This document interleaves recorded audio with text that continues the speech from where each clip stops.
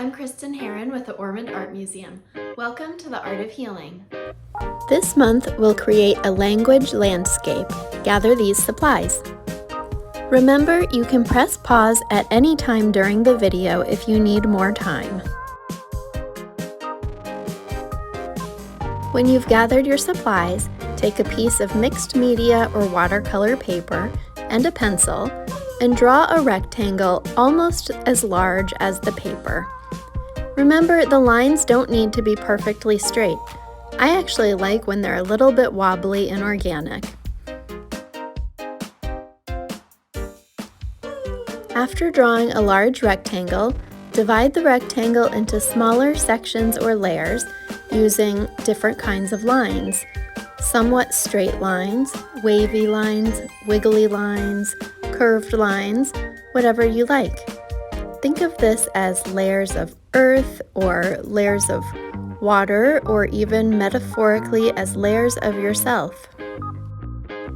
Take your time dividing the rectangle into different kinds of layers until the entire rectangle is filled. If you need more time, just pause the video.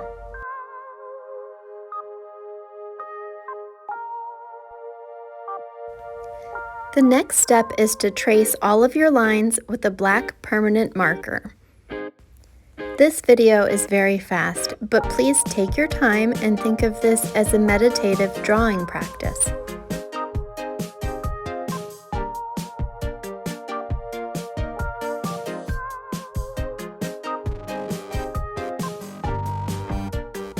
Pause the video and finish tracing the lines. Choose either a pencil or a black permanent marker for the next step. If you use a pencil, you'll need to trace over it with a black marker afterward. For this step, we'll be filling some of these sections with simple patterns like lines, polka dots, and spirals. Use whatever simple designs you can think of to start filling the layers. Be sure to only fill about half the layers with simple black marker designs. We'll be using a different technique to fill the rest of the layers later. As you're drawing, begin to think of words that are important to you. They may be words that describe you or words that make you feel good. While drawing, consider the weight of the words you choose when speaking to others and also when speaking to yourself. Because language matters, we'll incorporate it into this piece of art in just a minute. This language landscape can then serve as a reminder to be mindful of the words we choose every day.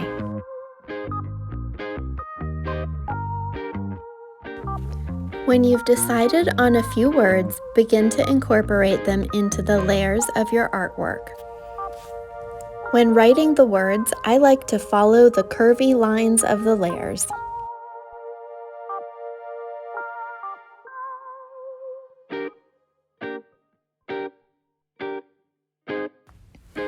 After writing a few words, continue adding designs to the layers. Remember to leave some of the layers empty so that we can add that other technique in just a minute.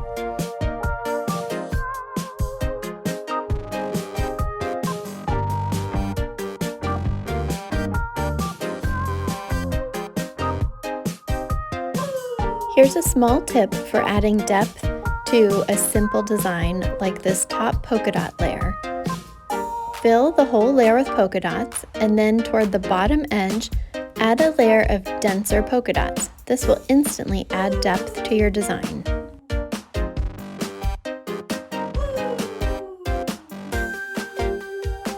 This is a great time to pause the video, finish writing words and creating designs in half of the layers.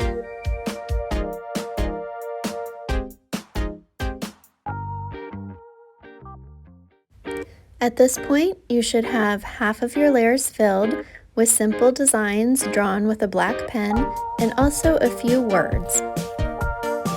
Now it's time to add color to the artwork, so choose either colored pencils or if you'd like to paint, watercolors work well. One technique I like to use that adds more depth to the design is to lightly color with colored pencil and fill in the entire layer.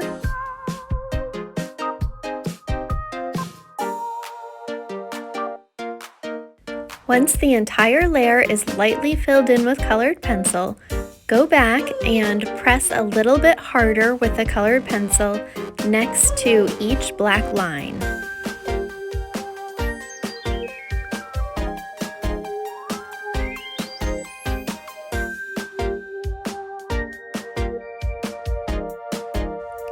I'll use this same technique in the bottom layer by filling the entire layer in lightly with colored pencil, and then I'll go back and color just around the edges, pressing harder with a colored pencil to make a darker mark.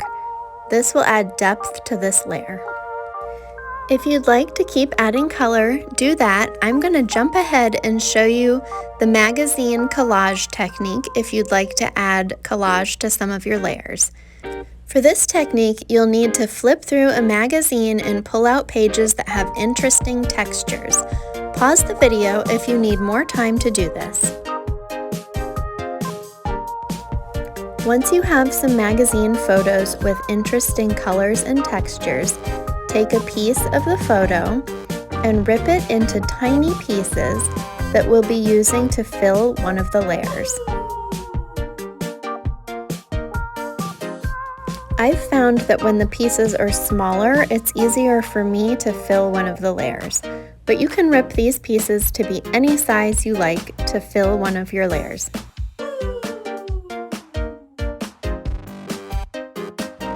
Once you've ripped a tiny pile of pieces, use a glue stick to fill one of the layers with glue and then start adhering the collage to the piece of artwork.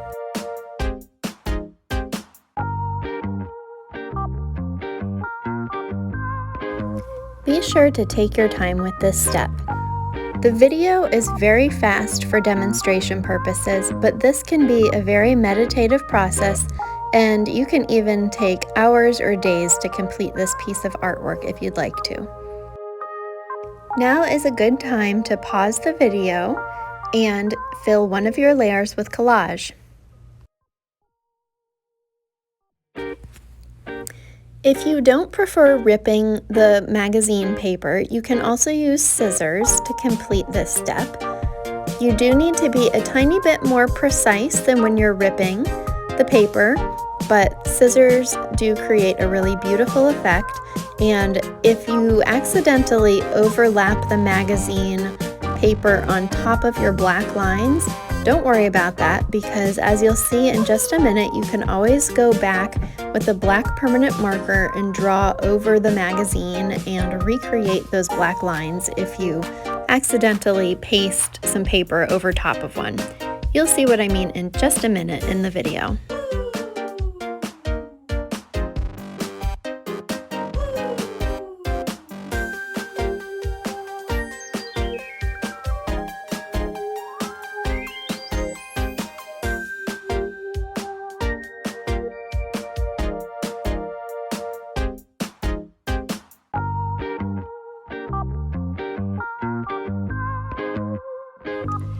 You'll see here I'm drawing over the edge of the magazine paper to recreate the black line that I accidentally glued some of my paper over.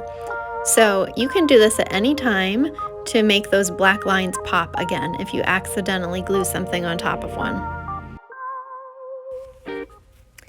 Now continue filling your layers with whichever collage technique you prefer. You can fill as many layers as you'd like, and you might want to pause the video to complete this step.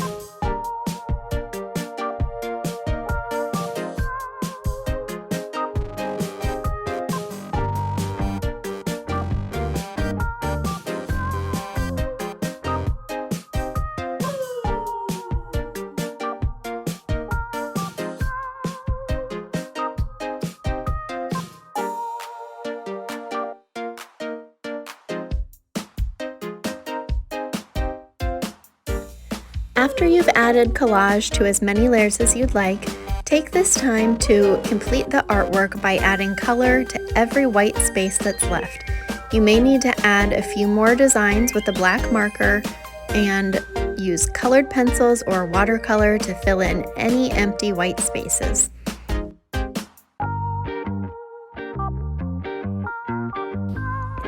If you've met with a group to complete this project, you may want to use this time to discuss with each other the words that you chose to include in your artwork and the meaning that they have for you.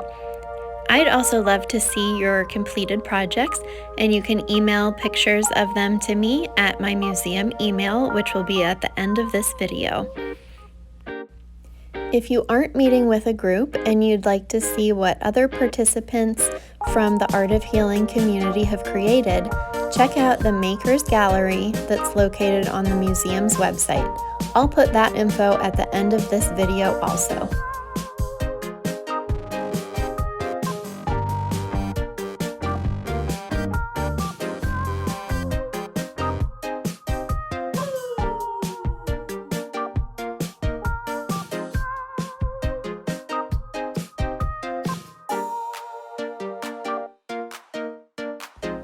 Send photos of your artwork to me here.